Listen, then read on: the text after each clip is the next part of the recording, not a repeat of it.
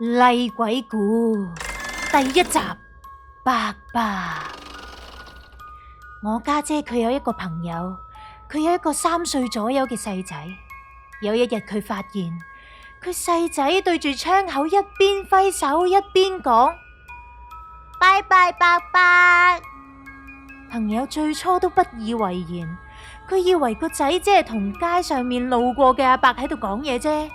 因為佢屋企係住得好低嘅，但係佢又覺得佢個仔每次都係黃昏左右先至咁樣講，但係又見唔到窗外面有人。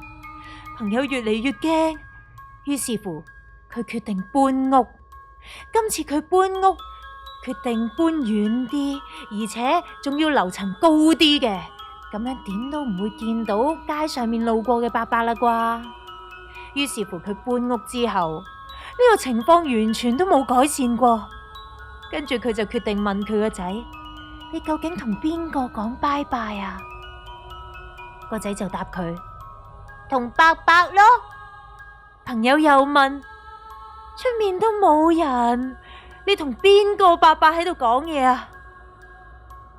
個仔一邊指住出面，一邊答佢：邊個伯伯？太陽伯伯咯。